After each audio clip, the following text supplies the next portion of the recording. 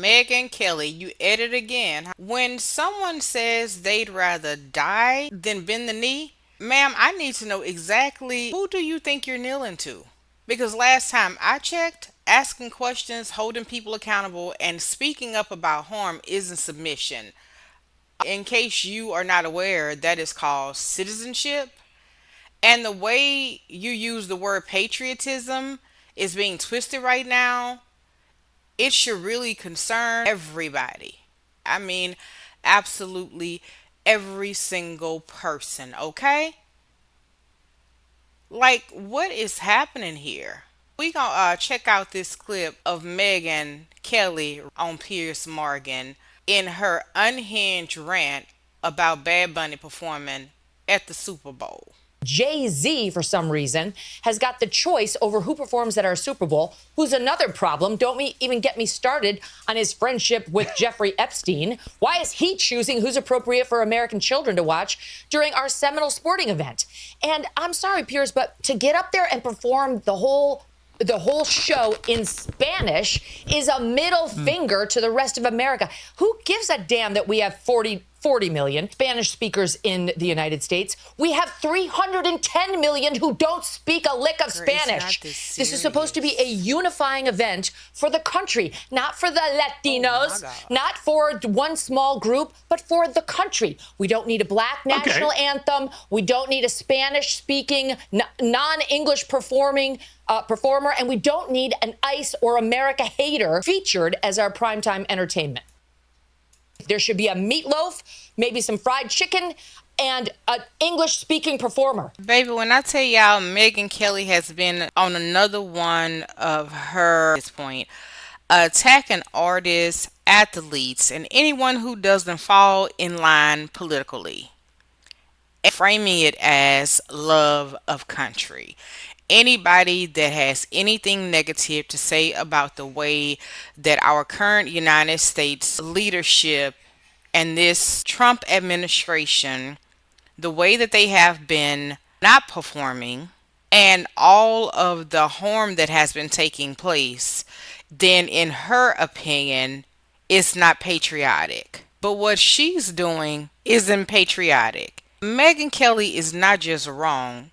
She is reckless. And it's time that somebody says it out loud. This lady is telling people Bad Bunny hates America because he spoke out against Trump's immigration policy and he doesn't perform masculinity the way that she approves of. Railing against the LGBTQIA. That is a lie.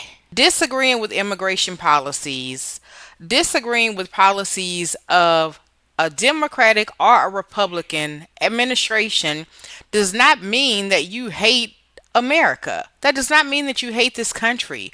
Wearing a dress does not mean you're anti-American. That's not patriotism. That's insecurity dressed up as outrage. And it didn't stop there. She went after an Olympic athlete, a skier, a ice skater who spoke up about how ICE is treating immigrants and American citizens. She said he doesn't deserve to wear the U.S. uniform. Megyn said it's the name on the front of the uniform. It's not the name on the back. He can be replaced and forgotten in 2 seconds. Now let me be clear here. Nothing that this lady said represents love of country. That is authoritarian thinking. But you seem to have an issue with Bad Bunny, who came from hard work and worked his way to where he is. That is supposed to be the American dream, right? And now you have an issue with the athletes that are at the Olympics. This isn't obedience, and it damn sure isn't punishing people for speaking up about injustice. Megyn Kelly does not get to decide who is American enough, and neither do the people cheering this on. Something that we can all understand. I don't think Bad Bunny used his appearance to bash America, but I can't be sure because I didn't see any subcaptions on his Spanish language performance. But what about Pavarotti? They chose two America haters. What about Pavarotti, who Donald Trump in 2016 in particular would use at every campaign rally. He's used it at the RNC, right, as a triumphant, tub thumping anthem. Well, no, hang on. Not only Pavarotti. I've been to lots of Trump rallies.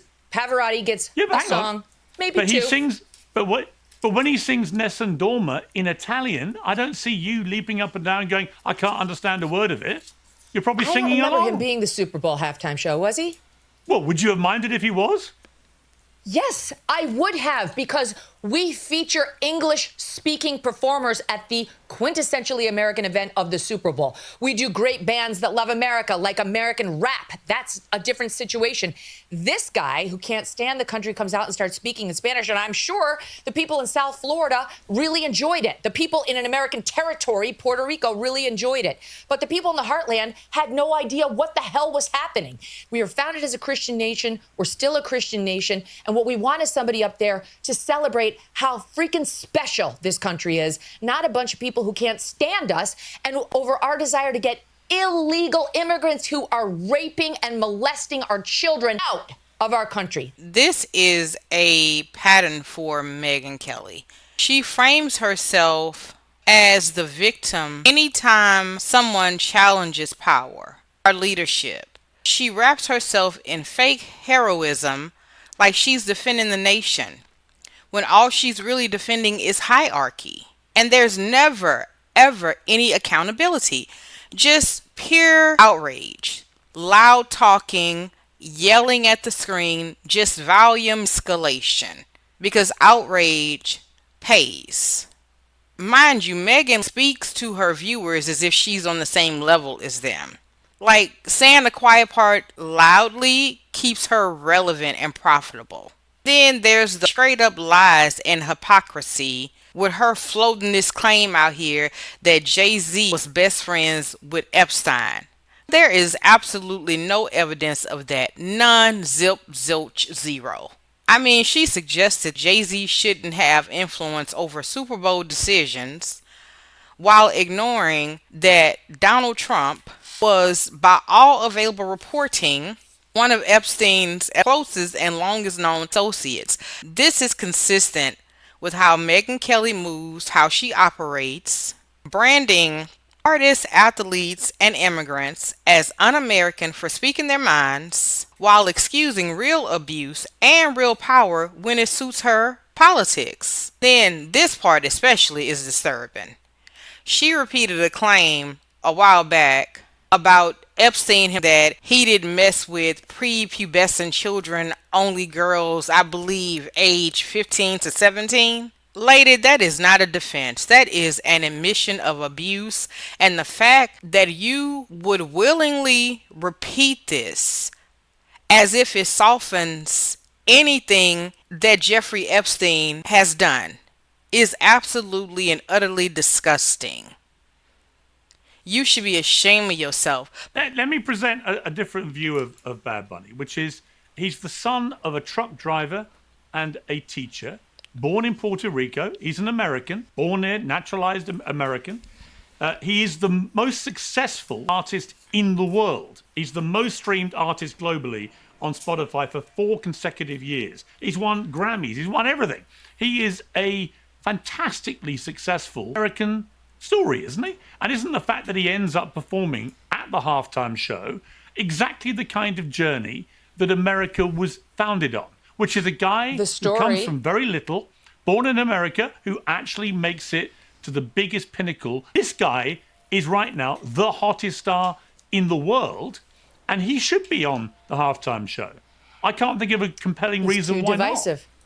Because he's too divisive, Piers. He ended it by saying, God bless America, and then listed all the countries in all of the Americas, which is not how we here in the United States view the USA. And let me just say this part here. Megyn Kelly, the United States was not officially founded as a Christian nation, but as a secular republic with religious influence. The Constitution intentionally put in place the Fifth Amendment of the U.S. Constitution that forbids the government from establishing a religion in the United States of America, which is called the separation of church and state. Specifically, the Establishment Clause prohibits the government from creating an official state, church, or favoring one religion over another. So y'all need to knock it off with these lies that America was founded on Christianity. Officially, the national language of the United States of America. I mean, English. And there's been a No, push for no, many, no. many years Hang to on, make it no, no. an official. You don't have one.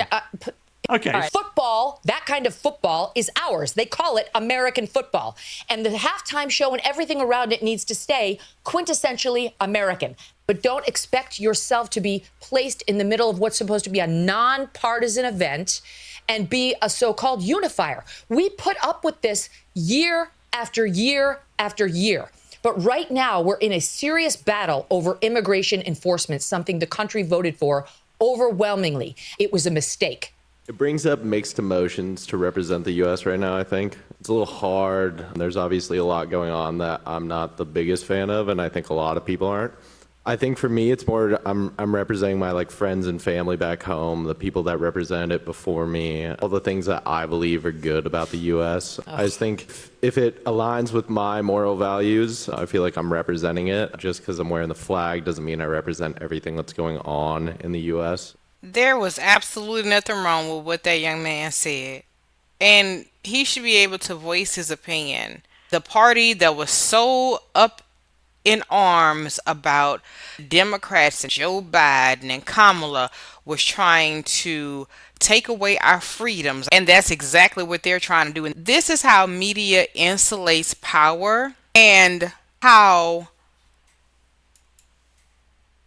they smear our artists, our athletes, who they are openly not threatening with erasure.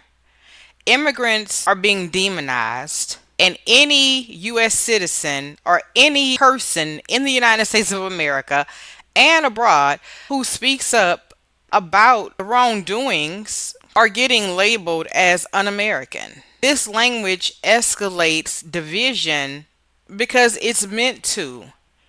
It creates an us versus them mentality where dissent becomes treason and loyalty means silence. But I want to tell you this, Megyn Kelly. This grift that you on, ma'am, it's not going to last forever. The tide always shifts. And there will come a time when voices like yours are no longer getting handed the masses to manipulate. Now, this part right here. I'd rather die than bend the knee to these people. I'd rather die than bend the knee. It won't happen. I didn't raise my fist and say BLM, and I'm not going to condemn the people they want me to condemn just so that I can get a little pat on my head from them. This is not about democracy. This is about control. And I hope that you see this. This is all about you grifting and making money off of people. It's rage baiting. But I want you to know that the people who are watching, not just your supporters, but regular, hardworking people who do not want to worship MAGA, who do not agree with what this administration is doing, who are tired of the divisiveness and are tired of being lied to, passing off as patriotism. Megyn Kelly, if accountability feels like submission, that says more about you than the people asking questions. You, ma'am, do not get to redefine patriotism to protect your politics. You don't get to erase people because they make you feel uncomfortable. And you don't get to call cruelty love of country and expect everyone to just nod along. Now, I will admit that America is on the brink of fragility, okay? And when I say that, I mean fragile. But America is not that fragile yet. And real patriotism doesn't require silence. If you have stayed here with me throughout this video, please like, comment, and subscribe. Take a moment to reflect on my commentary. And please give me some feedback. This is Tylane with Tylane Ducksworth Reviews. You guys take care, stay safe, and until next time.